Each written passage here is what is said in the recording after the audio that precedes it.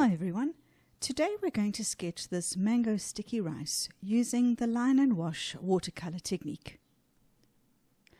Supplies for today: I've got a pencil and eraser, a Pigma Micron permanent liner pen in brown, size 0.5, then something to do the white highlights with. I've got both a white jelly roll and a white pastel pencil, either will do. I've got a round size 8 brush, a palette of paints, a spray bottle, a palette for mixing, water, and tissue for blotting. I am going to start with the pencil sketch, and to do that I'm going to use an HB clutch pencil. You can sketch along with me, or if you would prefer, there is a free downloadable and traceable sketch template if you look at the link in the description box below, or if you go to my website, which is travelsketcher.net. My website contains links to all of the tutorials that I've done, as well as the reference photographs and the free downloadable and traceable sketch references. It's important for me to try and get the orientation of these mango blocks correct. Having them in roughly the right location means that I'm going to be able to put the shadows on the shadow side and give them a very three-dimensional look.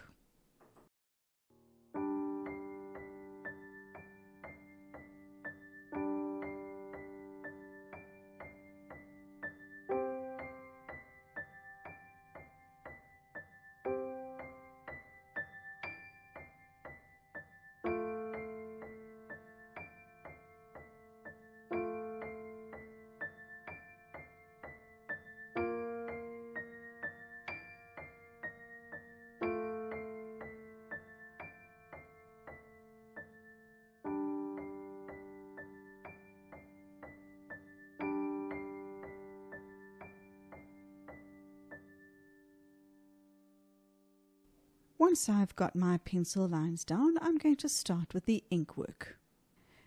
Today I'm going to be using a Pigma Micron permanent fine liner pen, and it's got a 0.5 thickness. I am choosing to work in brown ink today, really just because the whole sketch is quite light and there's quite a lot of white on it, and I think that the brown color will be a little less stark than the black. But the brown really is quite brown, so if you don't have brown, then you can easily work in black. For the rice, I'm working with my wrist really quite loose and the pen very lightly on the page. I'm almost going to feather it around the edge so that I'd have an inconsistent broken line to try and resemble the edges of the rice grains. When it comes to the mango pieces, I'm also going to work with very light pen here. I don't want the lines very solid or extremely straight. I don't mind if there's a little wiggle to them. I am inspired to sketch this mango sticky rice today because of me having passed a rice paddy behind my house a few days ago, and I stopped there and watched the workers working on the rice paddy for some time, and I also got to chat to them for a little bit. Rice is the staple food here in Thailand, and it is incorporated in pretty much every meal, breakfast, lunch, dinner, as well as desserts, as we can see here. The sticky rice is a very specific rice that is quite short-grained and obviously, as its name suggests, is extremely sticky once it is cooked. The rice itself is cooked in coconut milk. Once the cooked rice cools, a thickened and sweetened coconut cream is poured over the top. And then what I'm sketching here is the mung beans that are sprinkled on the top. I don't even really know what a mung bean is, but let me tell you that it really does add a lot of texture and nuttiness to the dish. And then the buttery smooth and sweet Thai mangoes are peeled and sliced and diced and put on the side of the rice. As I said, rice is incorporated in almost every single Thai dish. In the mornings when I open my kitchen door at 6 a.m, I can already smell the garlic cooking in the woks of my neighbors, and they're going to stir fry something and then add it to the rice that is left over from the night before for breakfast. Alternatively, Thais will also use the leftover rice from the night before to make rice porridge for breakfast. Once the ink is completely dry, I will erase the pencil lines. I am going to mist my paints now by spraying over them with a spray bottle of water. This activates the paints in the palette and prepares them for painting. I will then mix up a watery consistency mix of Hansa Yellow Medium in my palette. I will mix the paint with the water to make a watery mix. And then I'm going to put that color all over the mangoes. This is going to be the highlight color that is going to show through the orange color of the mangoes at the end. You might think when looking at the photograph that you can't see any yellow, but I try and see the lightest possible color that might glow through as the highlight, and I'm going to put that down first because it really does show through as a lovely glow and make the whole thing look three-dimensional at the end. Whilst that base layer is still wet, I'm going to mix up some New Gamboge and add that into the Hansa Yellow Medium mix. Then I'm going to drop that color around and all over the mangoes. I'm going to keep conscious of the fact that I don't want to get a uniform color across all of the mangoes. That's why I'm dotting it in and moving around so that we get some lighter bits and some darker bits on the surface of the mango. Whilst I continue repeating this all over the mango, let me discuss the rice and rice growing in a bit more detail. I've been able to observe the full process from start to finish over the past few years, and I find it fascinating. The rice paddy area is always connected to some form of canal or water source, and when it comes time to plant the rice, the farmers will direct the water into the rice paddy area. They will start by just flooding one rice paddy and then planting the rice seeds very close together inside that first rice paddy.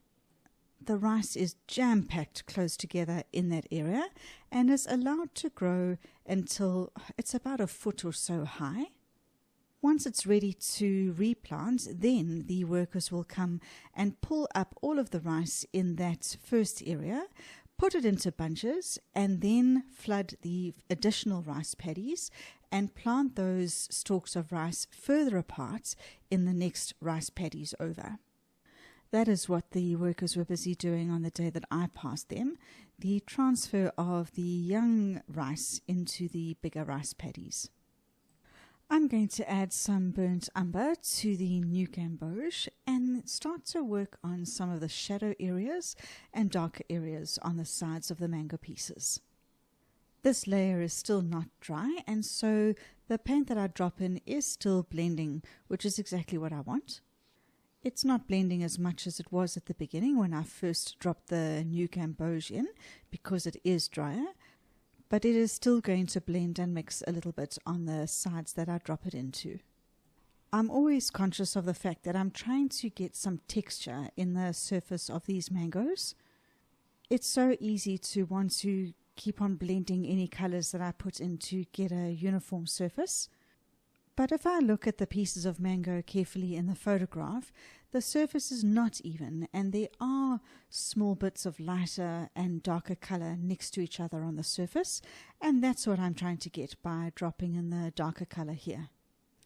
I actually want to lift some of the color on the lighter areas of the mango pieces now. So I've rinsed off my brush and tapped it off on the paper towel.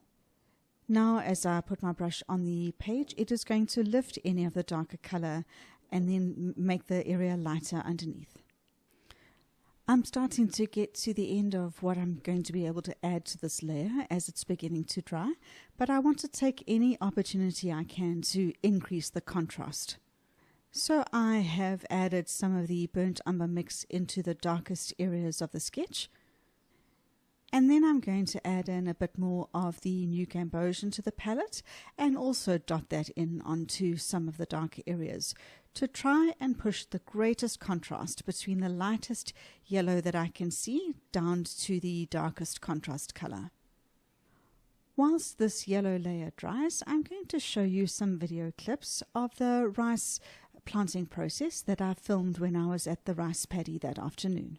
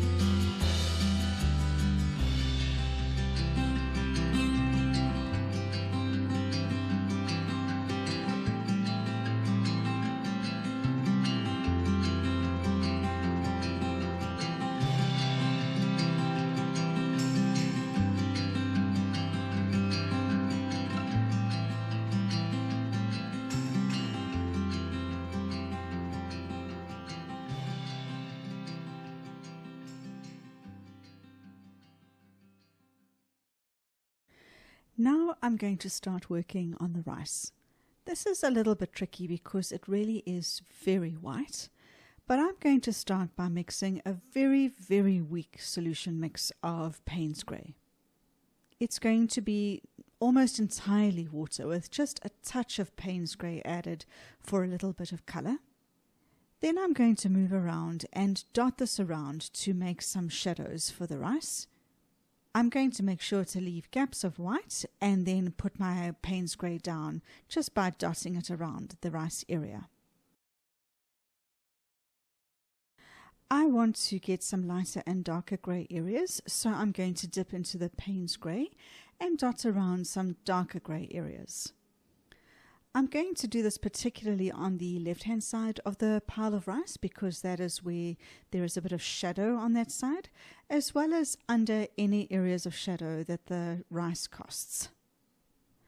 I'm not really looking for the one grey to blend into the other grey here. I would actually like to keep them separate. So I'm going to keep moving around with my brush, dotting it here and there.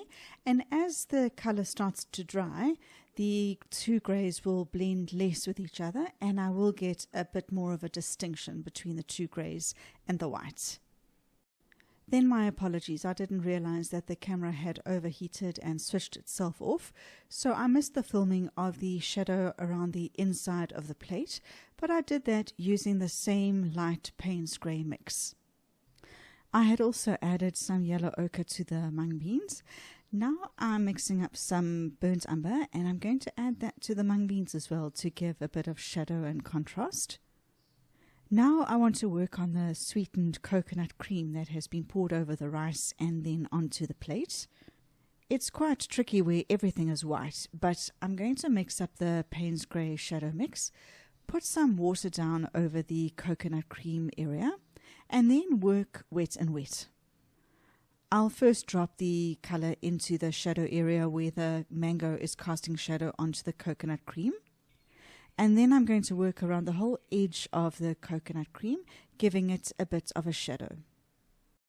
I really don't want to overdo this shadow over the coconut cream because I want the whites of the coconut cream to really show through.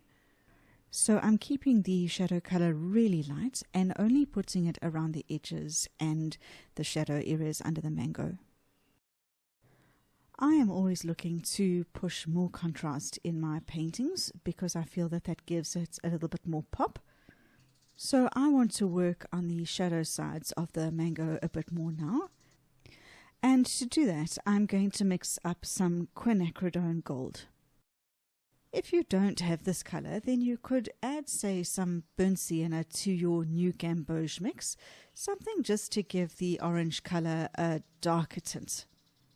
I'm not going to wet the entire piece of mango. I'm going to go piece by piece and only wet the side that I'm going to drop the shadow into, and then slowly drop that shadow color into the darkest areas that I can see on each side.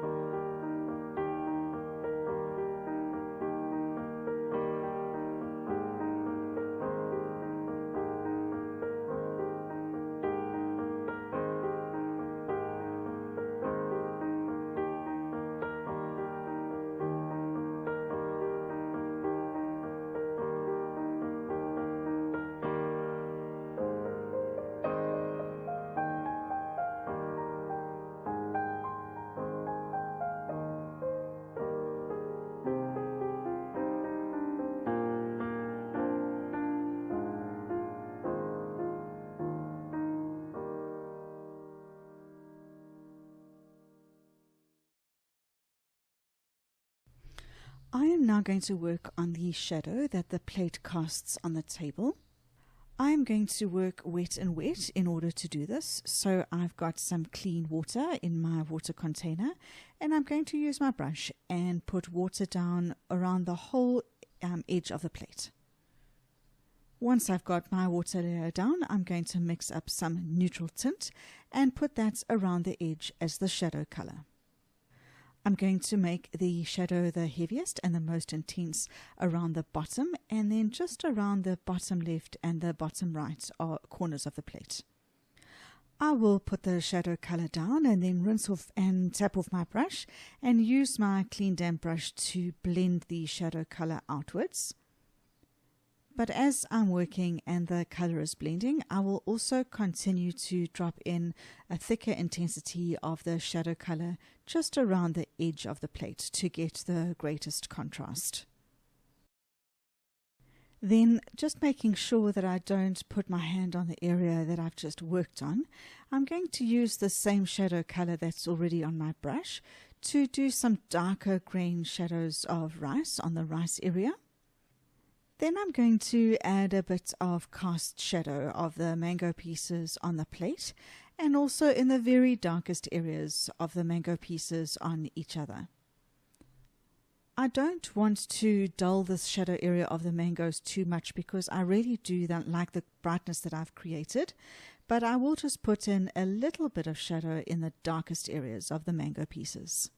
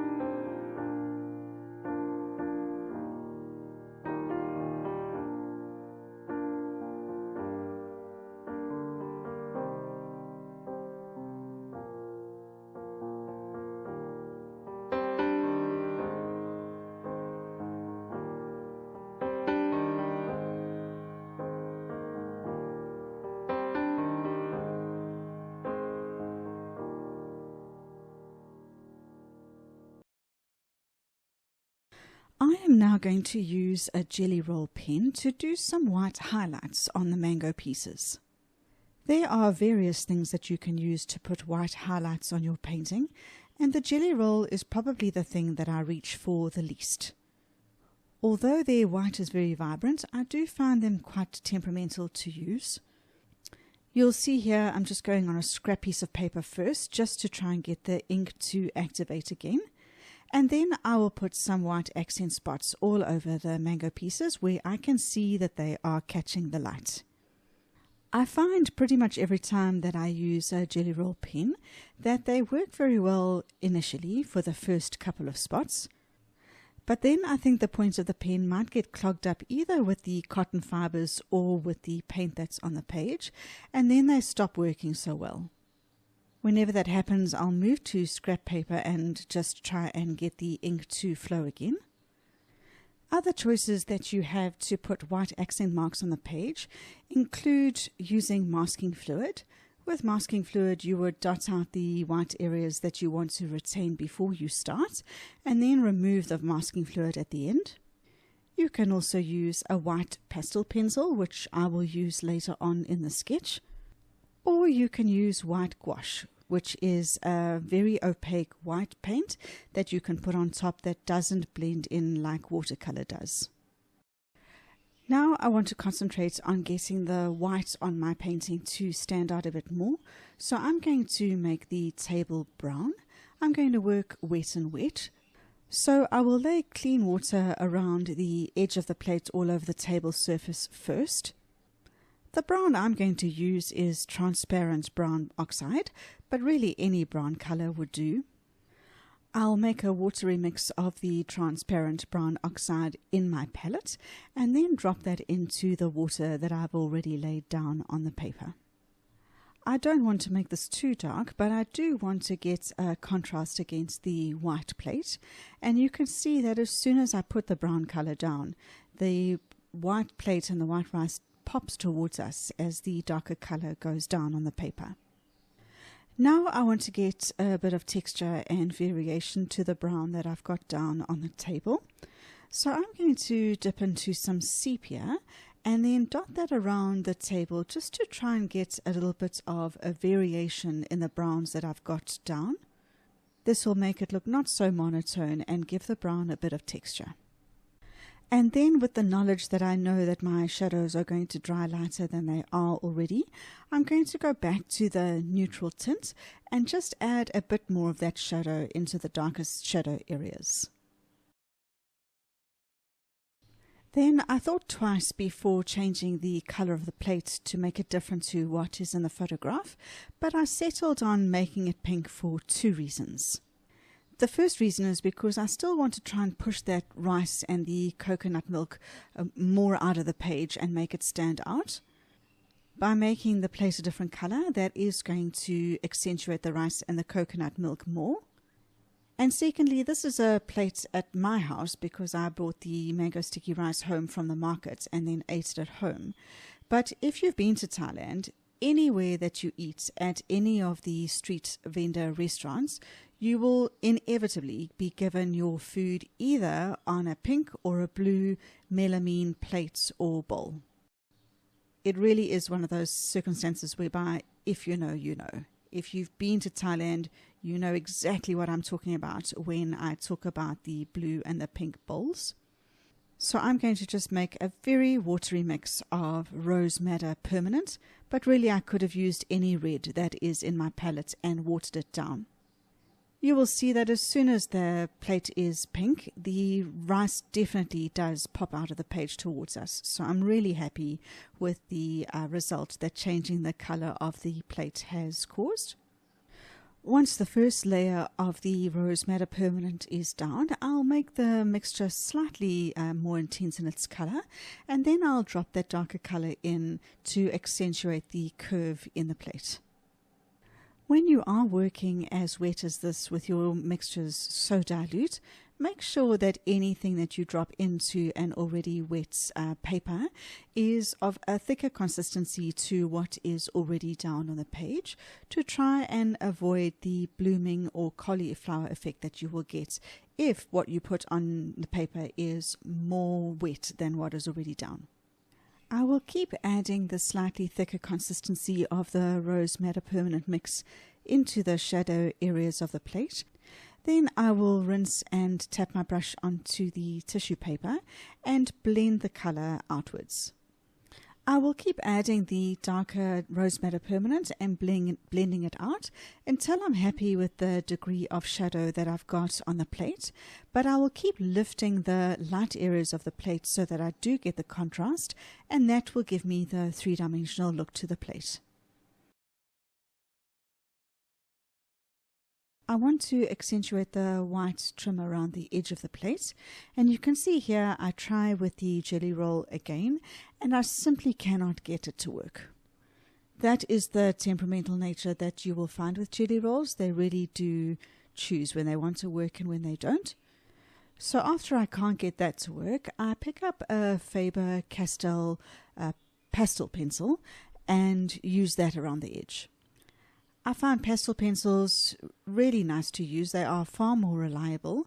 The only thing is that I find that their leads are quite soft, so you've really got to look after them. If you drop them on the floor, the lead inside can easily break, and then you just find yourself sharpening it forever, and the pieces keep on breaking off. You also can't keep it inside a pencil bag with other pens and pencils that are bumping into each other, because that can cause the lead inside to break as well. And then whilst I've got this pastel pencil in my hand, I will add a few more white accent spots to the mango pieces, and I will also put a little bit of white along some of the edges to increase the contrast at the point where the light meets the dark on the mango pieces. Wait for your painting to dry completely before you remove the masking tape. The tape can tear if the painting is not completely dry. I like to fold the masking tape back on itself at about 180 degrees. I find that that gives the least chance of the paper tearing. And there's the finished painting. Thank you so much for joining me today. If you enjoyed this video, I'd really appreciate it if you would click the like button, and I'd love to hear from you in the comment box below. Until next time, bye for now.